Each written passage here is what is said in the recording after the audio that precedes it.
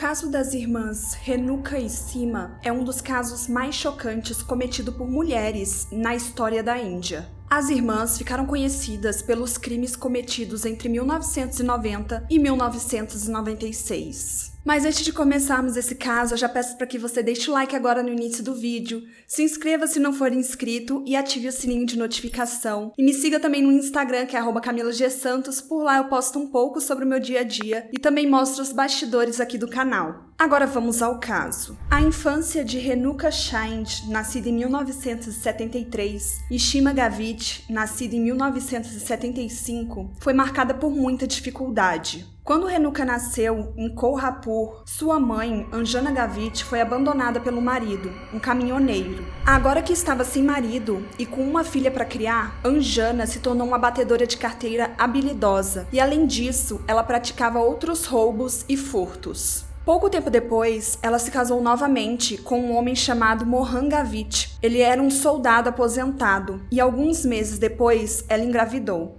Anos se passaram e Mohan não queria mais estar casado com Anjana. Ele alegava que ela era muito rebelde, então ele decidiu ir embora e começar uma nova vida com uma outra mulher, com a qual ele se casou. Anjana nunca perdoou seu ex-marido por essa traição, como ela costumava chamar, e ela treinou suas duas filhas desde cedo para que elas seguissem o seu caminho. Sima e Renuka, junto com sua mãe, costumavam cometer pequenos furtos e roubos de corrente em locais públicos lotados, além de roubar bolsas e bater carteiras. Anjana se mudou com suas filhas, que a essa altura já tinham 15 e 17 anos, para Gondalinagar, em Pune, e elas passaram a morar em um quarto alugado. Renuka, a filha mais velha, acabou se casando com Kira Chand, que mais tarde passou a ser o seu cúmplice. Certo dia, Renuka estava com seu filho de apenas 1 ano em um complexo de templos para mais um dia de furtos. Até que uma de suas vítimas acabou percebendo que estava sendo furtada, e nessa hora a multidão ficou em alerta. Então ela aproveitou que estava com seu filho e acabou apelando para o lado emocional. Ela disse como uma mulher que está com seu filho pequeno no colo poderia estar cometendo um crime. A multidão se compadeceu e acabou deixando ela ir embora sem chamar os guardas do local. Quando Anjana ficou sabendo desse episódio, ela teve uma terrível ideia: sequestrar uma criancinha e levá-la quando fosse cometer os furtos, porque ninguém desconfiaria de uma mulher com uma criança nos braços. E na cabeça dela, ela também poderia obrigar a criança a cometer um crime. Então, entre os anos de 1990 e 1996, o trio sequestrou quase 40 crianças. A maioria delas eram bebês ou crianças até 12 anos. E quando elas iam sequestrar as crianças, o responsável por dirigir o carro de fuga era Kiran, marido de Renuka. As crianças sequestradas, em sua maioria, eram crianças de famílias pobres, porque essas famílias moravam em lugares com baixa segurança. E quando esses pais iam denunciar o desaparecimento na polícia, os policiais não davam muita atenção. As crianças costumavam receber restos de comidas e chegavam a passar fome. Além disso, elas eram colocadas em locais estratégicos para pedir dinheiro para quem estivesse passando. A primeira vítima fatal do trio foi um filho de um homem em situação de rua em Kolhapur. Ele foi sequestrado por Renuka em julho de 1990. Elas o levaram para Pune e trocaram o nome dele para Santosh, e ele tinha apenas 1 ano de idade. Em abril de 1991, a criança foi levada de volta para Kolhapur para ser utilizada por Shima durante um dia de roubo. Ela foi pega enquanto tentava roubar a bolsa de uma mulher em um templo. Para tentar tirar o foco de sua irmã enquanto ela roubava, Renuka jogou Santosh no chão com força e ele ficou gravemente ferido e acabou chamando a atenção de todos para si. E em meio ao caos, Shima conseguiu escapar enquanto a criança chorava de dor e desespero. Agora, com medo que o pequenino atraísse mais atenção ainda para si, Renuka bateu a cabeça dele com muita força em um poste elétrico para silenciá-lo de vez. Infelizmente, a criança não conseguiu sobreviver a tanta violência e crueldade. E sem nenhum remorso, o seu corpinho foi deixado perto de um amontoado de rickshaws velhos, que é um meio de transporte muito utilizado na Índia. E a partir daí, mãe e filhas não pararam de cometer assassinatos brutais. Antes, as crianças eram sequestradas com o intuito de conseguir empatia das pessoas durante os roubos. E depois disso, elas eram devolvidas. Mas agora, elas usavam as crianças e no primeiro estresse de choro ou tentativa de fuga, elas tiravam a vida delas. Acredita-se que as irmãs tenham tirado a vida de pelo menos 40 crianças, mas os policiais só conseguiram comprovar 5 assassinatos. E as irmãs superaram em vários níveis a maldade da mãe. Outra criança de 1 ano e 6 meses teve a sua vida tirada só porque chorou. As 3 mulheres bateram a cabeça da criança repetidas vezes em uma barra de ferro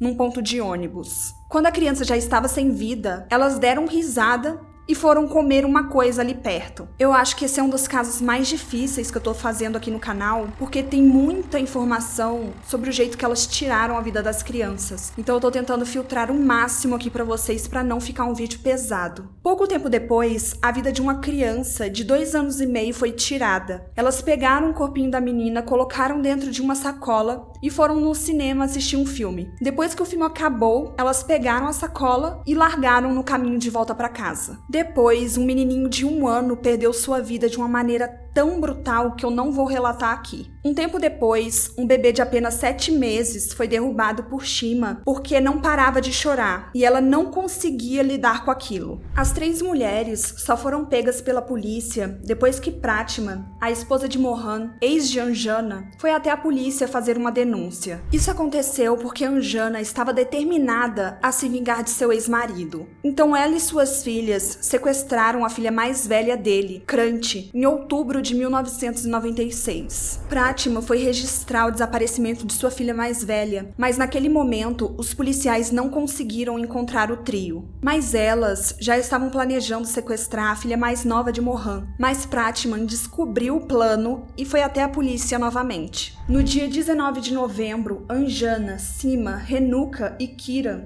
foram presos quando tentaram sequestrar a filha mais nova de Mohan. Os policiais foram até a casa do trio e, chegando lá, eles ficaram chocados quando descobriram vários pertences das crianças que estavam desaparecidas. Porque até então, os policiais não haviam se dado conta de que o desaparecimento de 40 crianças estavam interligados. Foi realmente um golpe de sorte. O detetive responsável pelo caso disse que no interrogatório, Anjana não disse nenhuma palavra. Ela ficou parada, encarando, sem demonstrar nenhuma fraqueza. Para ele, a mais fraca das 3 era Shima, que durante o interrogatório confessou ter sequestrado e tirado a vida de Kranti Gavit, filha de Mohan e Pratima, mas ela fez isso a mando de sua mãe. Os policiais foram até a casa de Renuka e Kiran, e lá eles descobriram várias evidências de outros sequestros. Além de roupa das crianças sequestradas, eles viram algumas fotos da festa de aniversário de um dos filhos de Renuka e perceberam que ali estavam algumas crianças que não pertenciam àquela região. No relatório da polícia foi revelado que a maioria dos sequestros aconteceram em locais movimentados, como feiras, templos de diferentes cidades como Pune, Kanpur e Nashik. E que, embora muitos casos tenham sido arquivados por faltas de provas, muitos dos sequestros não foram denunciados porque as crianças pertenciam a famílias extremamente pobres. O detetive do caso acrescentou que alguns pais devem ter tentado registrar o desaparecimento dos filhos, mas foram rejeitados ou não conseguiram. E quando os relatos dos sequestros começaram a chegar, já era tarde demais. A promotoria ouviu mais de 156 testemunhas durante o julgamento, mas a testemunha crucial foi o marido de Renuka, que fez um acordo com a promotoria e deixou de ser um dos acusados em troca de informações importantes para o caso. Ele forneceu detalhes de onde os corpos das crianças foram descartados. Inclusive, foi ele que contou para a polícia sobre a garotinha que, depois de morta, teve seu corpo colocado dentro de um saco plástico e que as irmãs levaram o corpo para uma sala de cinema e só descartaram depois, no caminho de volta para casa. Durante o julgamento, a promotoria alegou que o trio matou a maioria das crianças simplesmente porque elas não paravam de chorar. Elas foram acusadas do assassinato de 5 crianças, 3 meninos e 2 meninas. A Nanja morreu na prisão em 1997, enquanto o caso ainda estava em julgamento. As irmãs finalmente foram acusadas por 13 sequestros e 10 assassinatos. No dia 29 de junho de 2001, o tribunal considerou as irmãs culpadas de todos os sequestros, mas apenas 6 assassinatos, alegando falta de provas nos outros 4. Elas recorreram e o Tribunal Superior de Bombay manteve a condenação em sua decisão do dia 9 de setembro de 2004, mas elas foram absolvidas de um assassinato. A sentença de morte proferida pelos tribunais foi confirmada pela Suprema Corte no dia 31 de agosto de 2006. A Constituição da Índia autoriza o presidente a conceder um indulto e um poder paralelo é dado a um governador de estado. Então, após a confirmação da sentença de morte pela Suprema Corte, Shima e Renuka apresentaram petições de misericórdia no dia 10 de outubro de 2008 e 17 de outubro de 2009, respectivamente. O governador do estado de Maharashtra recusou os 2 pedidos. Um em março de 2012 e outro em agosto de 2013. Então os pedidos foram encaminhados para o presidente, que rejeitou os 2 em julho de 2014. Depois disso, as irmãs recorreram ao Tribunal Superior de Bombay no dia 19 de agosto de 2014, buscando a comutação da sentença de morte. Elas alegaram que o Estado havia demorado demais, causando um atraso inexplicável no pedido de misericórdia feito para as irmãs. Elas argumentaram que o presidente levou basicamente 5 anos para negar os pedidos, quando deveria tê-lo feito em 3 meses. E essa demora fez com que elas vivessem com um medo constante da morte.